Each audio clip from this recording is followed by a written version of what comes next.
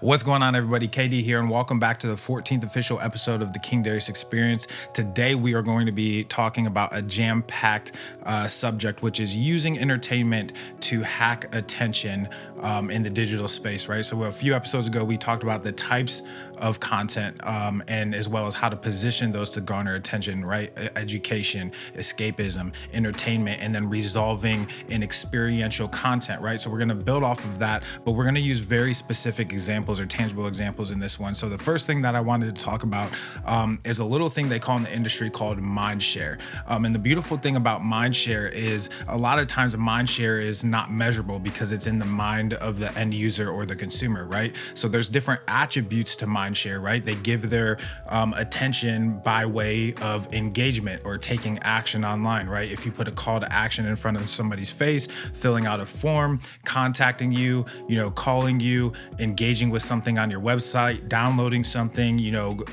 joining a list, something like that, or on social media, liking, sharing, engaging, tagging, that kind of stuff. Those are all characteristic attributes that lead to people, taking their mind share and turning it into action. But that itself is not the only important or measurable thing within the realm of marketing online. And the reason why I put emphasis on that is because you won't be able to measure it, but that doesn't take away from its significance for your business.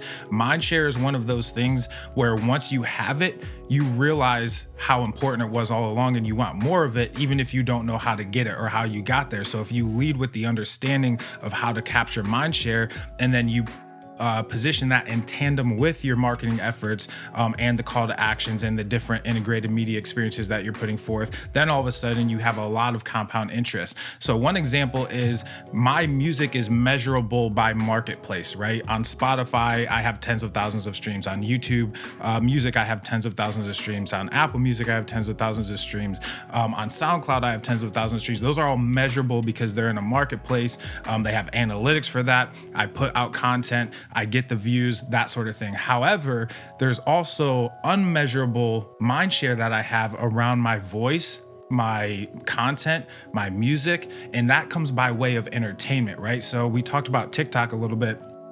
There's other forms of social media as well that you can easily do this, but we're going to keep it within the realms of that. So on TikTok, I have a second account where I post art content, right? And I have like 3 or 4 videos that have gone viral just by doing different doodles, art, designs on an iPad or whatever. And then I put my music behind it, right? The latest drop, I put a hook behind it to where they can hear the entire hook. And some of those videos have 600,000 views, a 1.5 million views, 6 million views. And that is extremely important, even though it's not as measurable as the data you're getting in from the marketplaces that, I'm putting my music on, right? So with that understanding, I never stopped, putting content out there that could help capture the mind share of an audience because I led with that understanding, right? Because I've learned this lesson the easy way and the hard way, that mind share is extremely important. So even though those, somewhere between 2 and 4 million people haven't necessarily, some of them obviously have, but haven't necessarily streamed my music on an official marketplace, when they do hear my voice or in a later drop or a later time, they're going to recognize it because I'm gaining mind share inside of the market of actually a younger audience too, which also extends my relevancy as well. So because I'm aggressively attacking the measurable side of it as well as the unmeasurable side of it, they're working together in tandem to build the overall brand.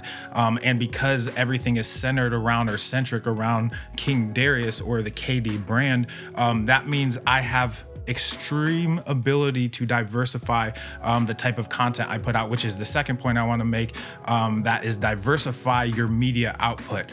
By understanding how to capture mindshare, you're able to diversify your media output, which means you can capture the attention for a longer period of time. Because on my channels, I'm able to post entertainment content, right? Little skits, little funny things, little, pranks on my dog, little moments like that. I'm able to put my music behind art. I'm able to drop new music. This weekend, I dropped 2 brand new tracks and posted those on there. I'm able to obviously promote the King Darius experience. I'm able to document what's happening behind the scenes in regards to client interaction and work, because I have made it a indispensable or a non-negotiable value system within my business to capture mindshare and to have strategies that capture mindshare.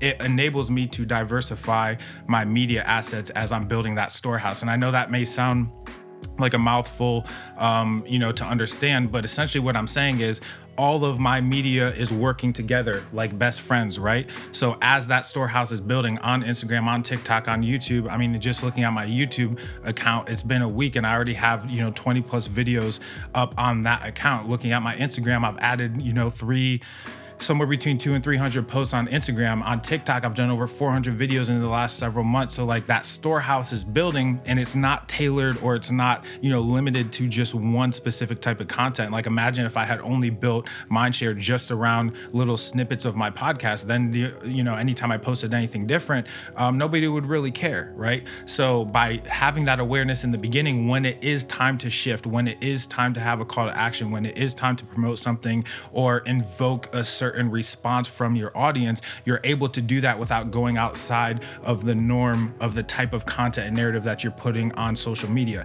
So it's extremely important to understand what Mindshare is, how to capture it, and then use that to diversify your media output. And then the next logical step is what happens when you start getting incoming messages, right? And this is my third point, and what I want to talk about is you taking one-on-one interaction seriously. It is the most important part of your ability to communicate, and you are a communicator before you are anything else in your business, right? In order to be a leader, in order to be a CEO, you have to communicate to your employees. In order to run a marketing campaign, you not only have to create the story, but then you have to distribute and communicate that to an audience. If you want, music, art, entertainment, education, whatever it is, you have to be a communicator, and then everything else that you do. So when you start getting these one-on-one interactions coming in, these DMs, these emails, these messages, these comments, etc., you need to take those seriously as if they are the gold or the diamond in the rough for your business. So when I'm having interactions with people, I've literally already had, 1 to 2 hour long conversations from people or with people from Instagram, from TikTok. I've developed business. I've, landed business over DM. I've had incoming business emails from pieces of entertainment content. I've had incoming emails from people who found me from my music first and then, submitted a contact form to, work with the company. So these are obviously just a few examples, but I'm trying to show you that in those moments, I am acting as if they are the only person that I'm talking to, right? Even though we're talking to a lot of people, and that will continue to grow as the business matures and it gets a little bit more sophisticated. But in those moments, you need to pretend there is nobody else in the world that exists. If you remember, I think it was literally the very first episode we talked about making people feel important. It was one of the first concepts I learned in business. Undivided attention allows room for people to feel heard, to feel seen, which they are not in the other parts of their day and activities, both on the personal and business side. Most people are around other people who are serving their own agendas. So when they feel like they are heard, when they feel like you have nothing else but to focus on them and give them your attention and fully, exhaustively, right? Not just quick, just to get them out of the way because you've got 17 other things to do. All of a sudden, that gives you the ability to then turn those moments into monetization or turn those moments into biz dev opportunities or things that push the ball forward for your business. So understand Mindshare and create infrastructure and a business model around it. Then diversify and use that to diversify your media output so you're not just locked into one type of content, right? And that's just understanding how to build a brand.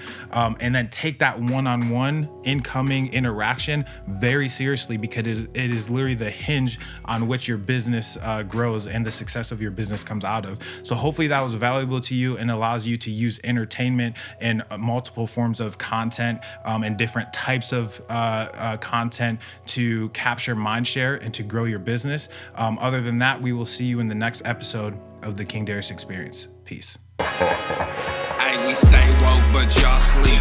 Real mode, but y'all sheep. Out in public, she a good girl, but at the crib, she a